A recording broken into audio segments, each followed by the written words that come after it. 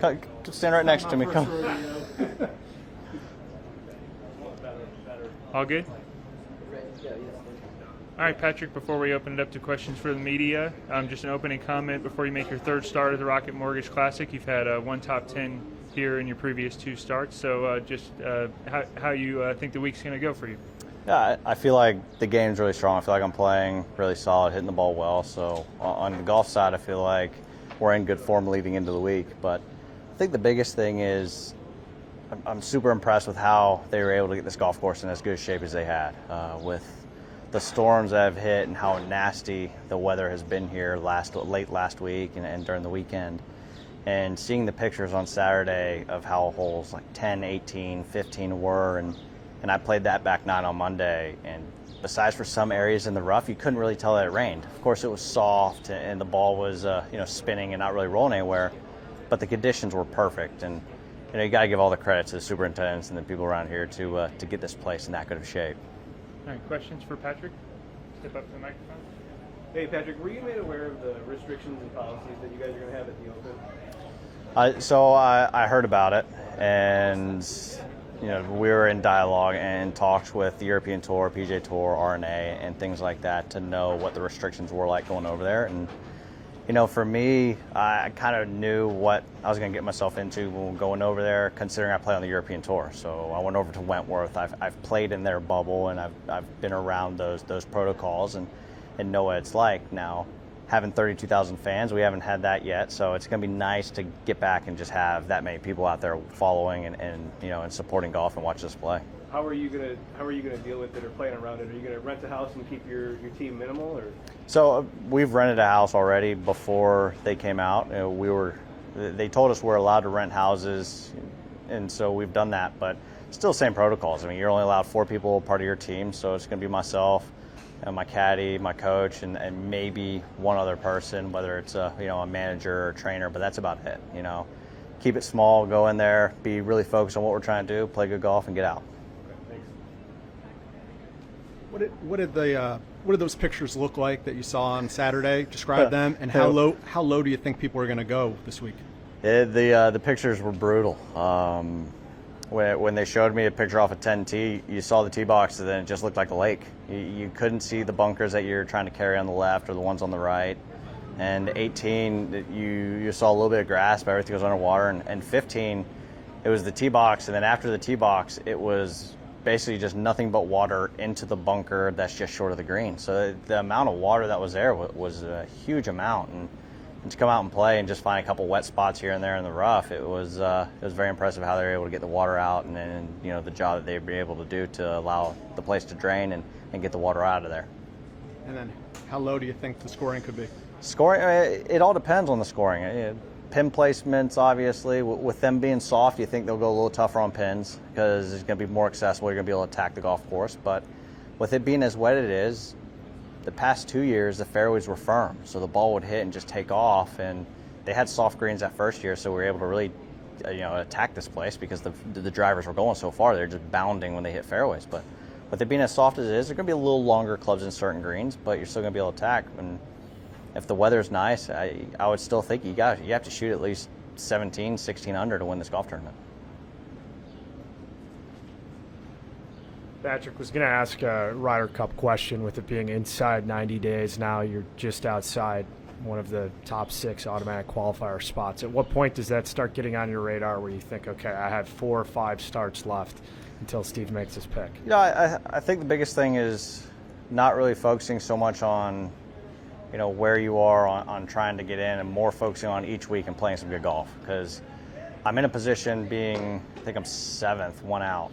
And I'm in that spot that if I go out and play some good golf and have a chance to win on Sunday, especially here late, and make that push, we should be able to try to get inside that top 6, or worst case scenario, if you stay at 7th and you're playing well and being in good form, you hope to be a pick. But really, it's focused on what's at hand right now, and that's play good golf. You do that, then that takes care of itself. And I've always been a firm believer in that, whether it's first day of a tournament, whether it's looking at Ryder Cups later on down the road, looking at certain things. Is if you go out and take care of each day and play the best you can, and go out and shoot numbers and improve each day, the results and everything else will take care of itself.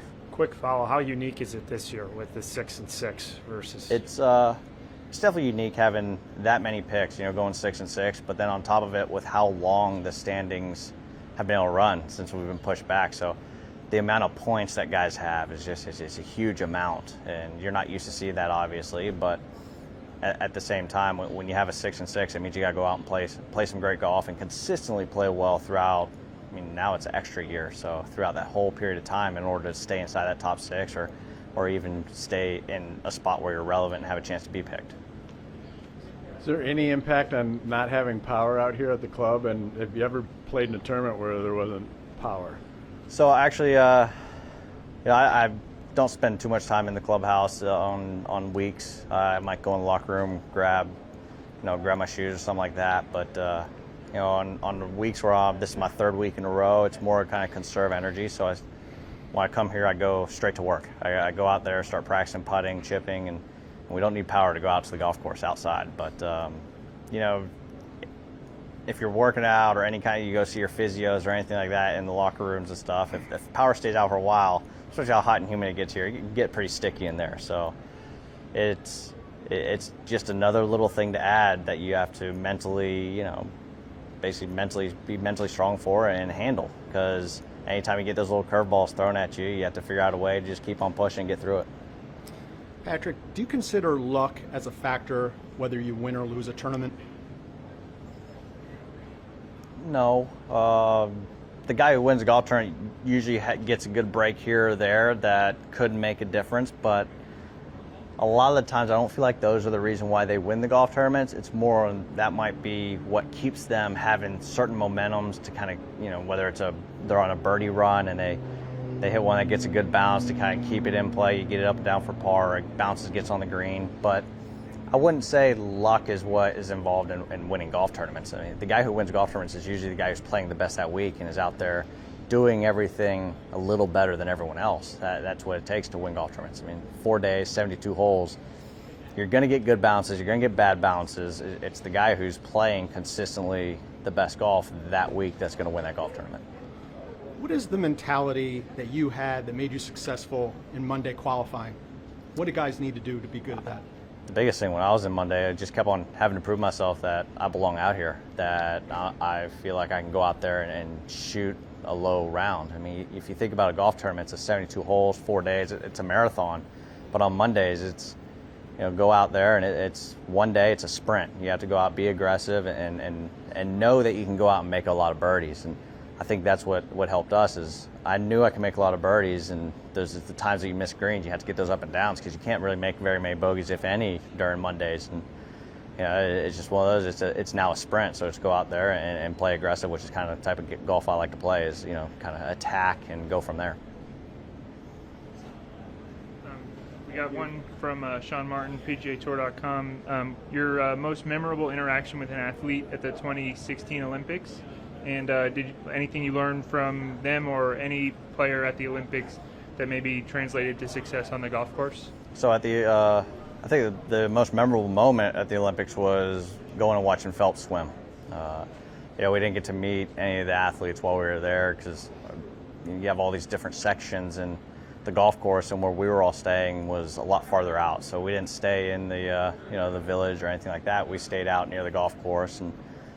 But coming in and watching Phelps swim and watch just the dominance he had in the pool and just kind of the zone you could tell he was getting into before the races. You had a lot of guys kind of looking around and that were racing and stuff like that, and he nonstop was just staring down the lane that he was in, just basically just getting in his zone, getting ready for the race, and just to see how he went about things was amazing.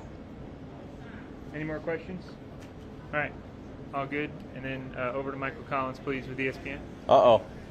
Oh, no. No. It wasn't me. It was